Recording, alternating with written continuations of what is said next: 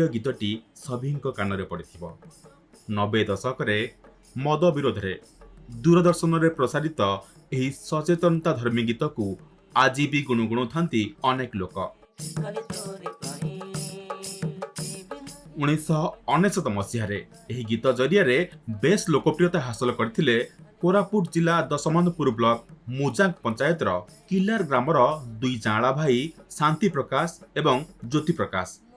ସେତେବେଳେ ତାଙ୍କ ଗୀତ ଶୁଣି ଅନେକ ଲୋକ ମଦ ପିଇବା ଛାଡ଼ି ଦେଇଥିଲେ। ଆଉ ଏବେ ମହିଳା ସୁରକ୍ଷା ଏବଂ ଜଙ୍ଗଲ ସୁରକ୍ଷା ଭଳି ବିଷୟ ଉପରେ ଗୀତ ଗାଇ ପୁଣି ଲୋକଲୋଚନକୁ ଆସିଛନ୍ତି।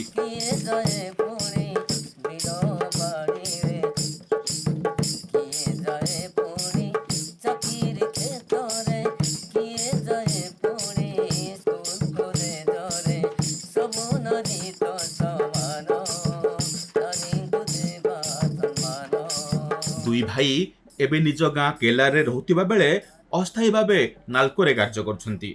ନାଲ୍କୋରୁ ଯାହା ପାରିଶ୍ରମିକ ପାଉଛନ୍ତି ସେ ଟଙ୍କାରେ ନିଜ ପରିବାର ପ୍ରତିପୋଷଣ କରୁଛନ୍ତି। କାର୍ଯ୍ୟରୁ ସମୟ ମିଳିଲେ ଗ୍ରାମର ଲୋକମାନଙ୍କୁ ପାଖରେ ବସାଇ ଏମିତି ଗୀତ ଗାଇଥାନ୍ତି। ଦୁଇ ଭାଇଙ୍କ ଗୀତ ଶୁଣିବା ପାଇଁ ଗ୍ରାମବାସୀ ମଧ୍ୟ ବେଶ୍ ଉତ୍ସାହିତ ଥାନ୍ତି।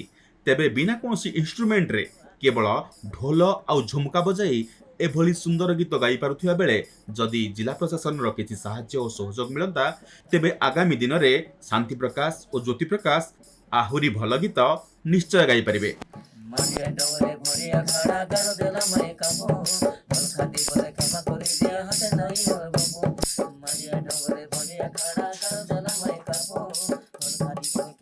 ब्यूरो रिपोर्ट खबर ओडिशा।